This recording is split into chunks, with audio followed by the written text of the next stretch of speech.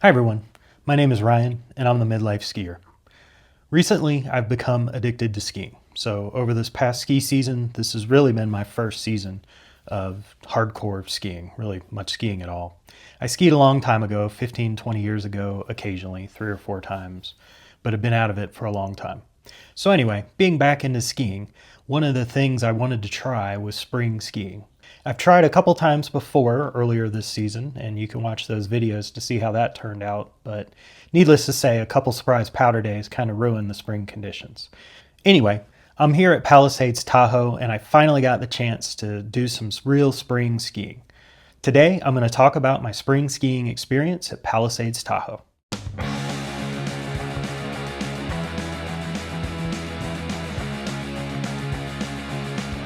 I knew I'd be in California on business in early May, so I kept a close eye on which resorts were still open. As it turns out, in early May, the only Tahoe area resort open is Palisades Tahoe. I did see that Mammoth is open, and they seem to actually have more open terrain, maybe a little better conditions than here.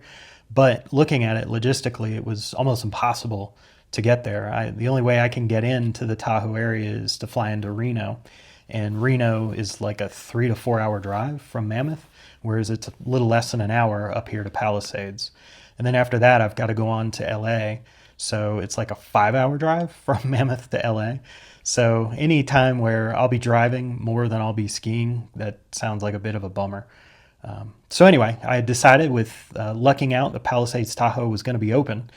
Looked like they were going to close a week or two ago, but they got enough snow and cold weather in April to stay open a little longer. I decided to go ahead and book. So I booked Palisades Tahoe. I got up here, like I said, on Friday night, drove up, kind of got in late.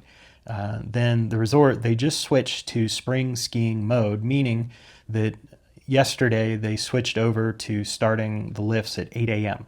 Before that, they were opening at 9 a.m. They have a cool deal with the Icon Pass that if you buy it for next season, you get to ski at the end of this season at a select few resorts. And luckily, Palisades Tahoe is one of those resorts. So I got there, like I said, early in the morning, got up, went to the ticket office. Actually, I had to get my Icon Pass printed out because they usually mail it in the fall. So now I have my physical Icon Pass for next season, which is kind of cool. But anyway, after getting all my equipment and my lift ticket, I headed up the Funitel to the Gold Coast area. In the Gold Coast area, I went down, took the Gold Coast lift up, and took one run down it over next to the park. Obviously, I didn't go in the park, but that was a fun, short run. After that, I took the lift up once more and headed over to the Shirley Lake area. This area was really cool. I had a lot of fun over there. I ended up spending the rest of the morning just lapping Shirley Lake. These were wide blue groomers. Again, they were kind of steep, a little bit steeper maybe than some of the other blues I'm used to. But after 2 or 3 or 4 runs, I got more and more comfortable and had a lot more fun. Now, the big negative of Shirley Lake is that there is not a lot of vertical. It's about 700 to 800 feet of vertical off of that lift. So you're doing a lot of laps. I ended up doing, I think, 25 runs off of that lift. Obviously, it's spring, so coverage is thin, and there are not a lot of runs open. It's very limited. You've got to be careful also about the snow conditions because in areas getting early morning shade, it's very hard pack and icy. Areas getting sun are much more slushy. And so as you're going literally over a shadow, you'll go from slush to ice to slush. So you got to be ready for that. Be careful with that. Hello, cute puppy.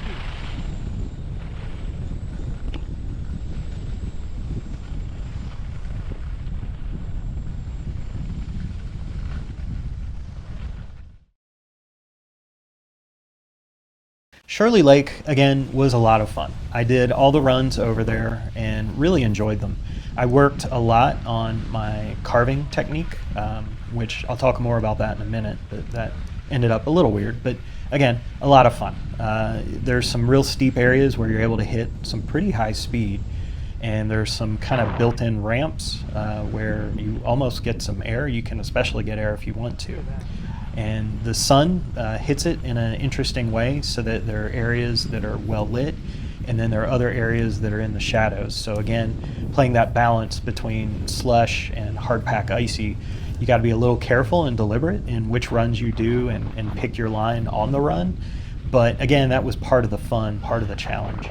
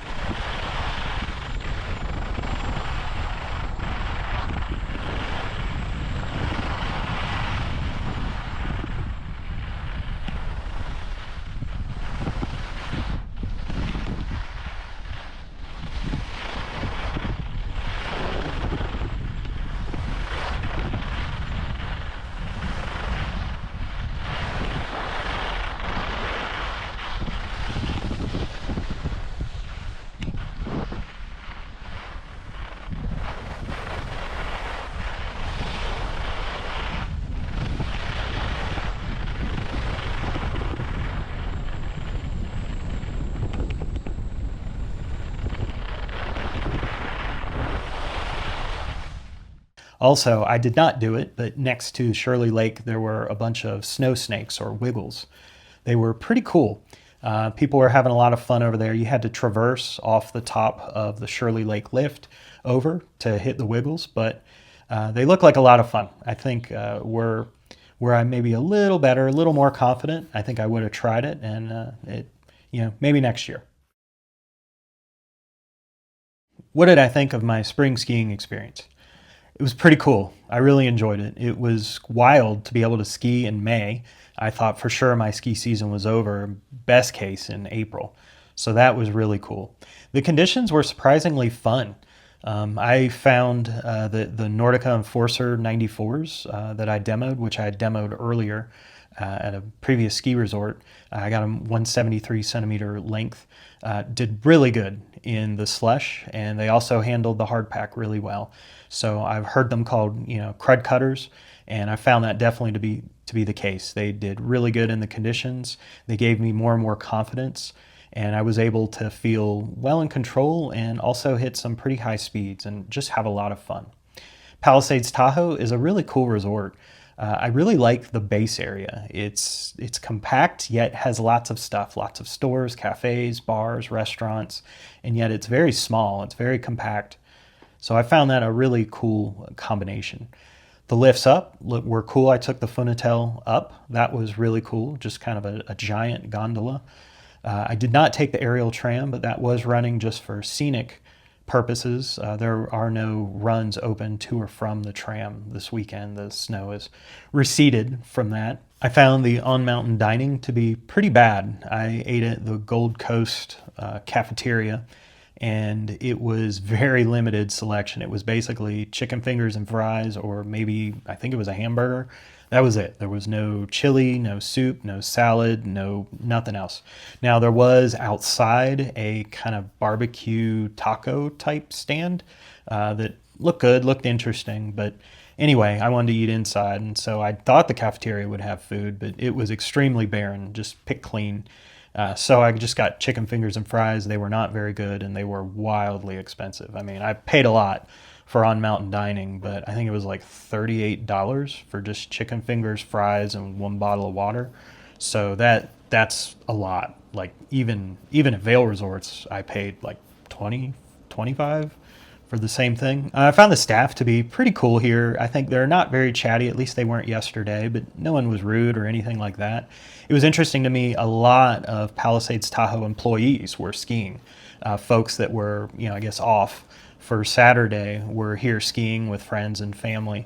So I thought that was kind of cool because everyone kind of knew everyone, and just interesting chairlift chats and things like that. The temperatures warmed up. It started off in the upper 40s in the morning and got to the upper 60s by around lunchtime. I had my ski jacket, but I had it unzipped pretty much the entire day. Even in the morning, I just had it fully unzipped. I had all my vents open and my ski pants and my ski jacket, and I just had an athletic shirt similar to this on under my ski jacket, and I was pretty comfortable. I never got too warm. I definitely did not get cold. So that was a lot of fun. It was interesting seeing the other people and the clothes they were wearing. Folks in shorts, t-shirts with ski boots and skis on was kind of cool. So that was interesting. It was a lot of fun. It was a beautiful bluebird day, excellent views. I'm sure there are little better views, but it was really cool being able to see Lake Tahoe from up here, from up at the top of the lift. That was just a really fun part of it. So all in all, I enjoyed spring skiing. I think the conditions were, again, fun with the right equipment. The low crowds were cool. Shirley Lake got a little crowded. The first hour and a half was pretty empty. So I started off right after 8, taking the Funatel up, and I skied Shirley Lake, and right around 9:45 is when all of a sudden a lot of people showed up. They were doing some ski race training, I think, and so they tended to herd together all the training ski racers. So it was slightly annoying when they would all swamp the lift at one time. So that would generate a tiny line. Maybe, I think the worst line was maybe 3 minutes I had to wait. So it's really hard to complain. Because of the not a lot of stuff being open, the slopes did get a little crowded at times.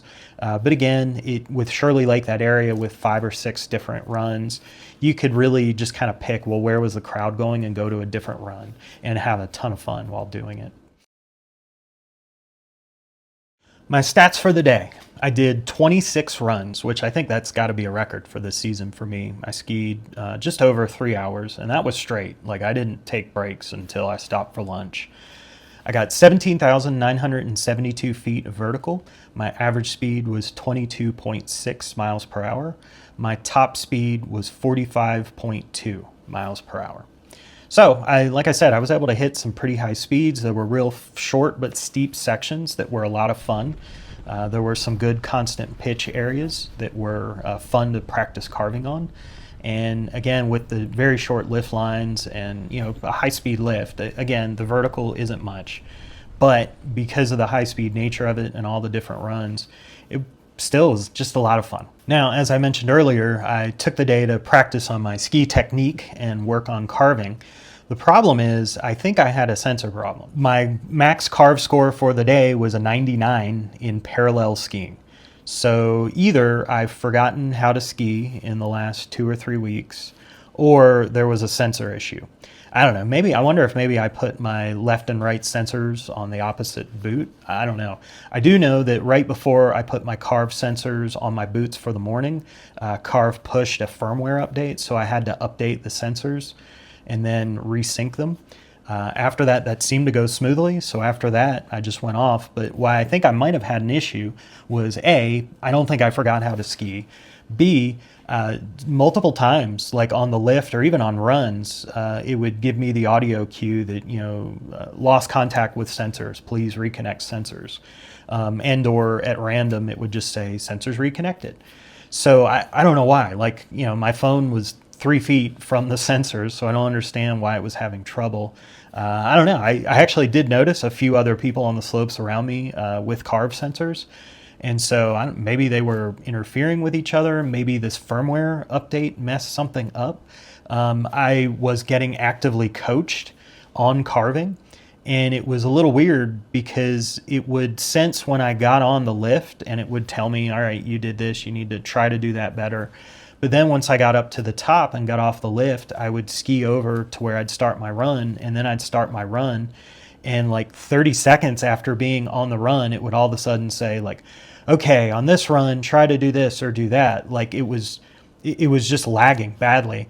And then almost by the bottom of the run, it would almost start, that's when it would start saying, oh, good turn or bad turn, or, it would give me the instant feedback. So it was really weird. There was this long lag in coaching of when it would actually start coaching me. And so I don't know if it was a combination of the runs were kind of short. I mean, they were, generally less than 2 minutes because I was going kind of fast. But I don't know. I don't know what happened with carve. Like I said, my best score was a 99 in parallel for the day, even though I was practicing on carving. I feel like, by the way, I had a lot of fun, and I definitely felt like I improved. I don't think I did better than I did earlier in the season when I got like a 115, 116 carve score. I felt like, though, I was on par with that level. And another weird thing is at the end of the day when I stopped for lunch, on my app it said I had gotten a 113 score. But then when I refreshed my app and I stopped my session to save it, all of a sudden that went away and it said it was a 99. So again, I don't know what was going on with carve. I don't, some kind of tech glitching, but it didn't ruin my day for sure. Like I had a lot of fun. I know I was doing better, much better by the end. At the beginning, I could feel my shoulders tilting with the turn. I worked on that. Towards the end, I felt much freer, upper body separation from my skis. I was digging in my edges. Again, I'm not good, right? Like I'm intermediate at best, but I was definitely much more comfortable. I was much more forward in my boots. I wasn't getting in the back seat. The skis were running really well. And I was just getting more G forces really as I was digging my edges in, and so that felt really cool. So anyway, that was carve. I don't know what was up with it. Final summary: I really enjoyed spring skiing. I highly recommend it. It was a lot of fun. Logistically, it's tough. Living in North Carolina, trying to find a place where you can get to reasonably without paying a fortune in airfare to ski in May is kind of tough. But I'm fortunate I was able to do it. Having some resorts open actually at this time of year also has been a struggle. Obviously, with this historically low snow season, it's been a real challenge. A lot of resorts closed in March and April. Very few are still have the lift spinning here in May. So I was really glad that I was able to find Palisades, that it was still open, and it worked in with my travel plans. It is a lot of fun. Low crowds, warm temperatures, good conditions if you have the right equipment, and you just got to be a little used to it. I probably would not recommend first-time skiers to try spring skiing. I think you need to be an intermediate to advanced skier. To really get the most out of it, you've got to be able to handle the different snow conditions. And again, with the limited terrain, it's really hard for these places to get these kind of flatter green slopes open that where you'd really want to be as a beginner skier. I found Palisades Tahoe really cool. I'm hoping to get back here next ski season. Again, I really like the base village. I like the layout of the mountain. I like the lift. The lifts are so dense here. There's so many lifts. I've heard there are a lot of issues here, obviously on big, deep storm days. It takes them a while to get things open. Certainly there's a lot of wind exposure here. So on windy days, I hear that they just have to shut down at least a lot of the lifts here. So with the right conditions though, this seems like a really fun resort, and I had a really good time. So that was my spring skiing experience. I finally got to do it in actual spring conditions, and that was great, and I hope you have a great day.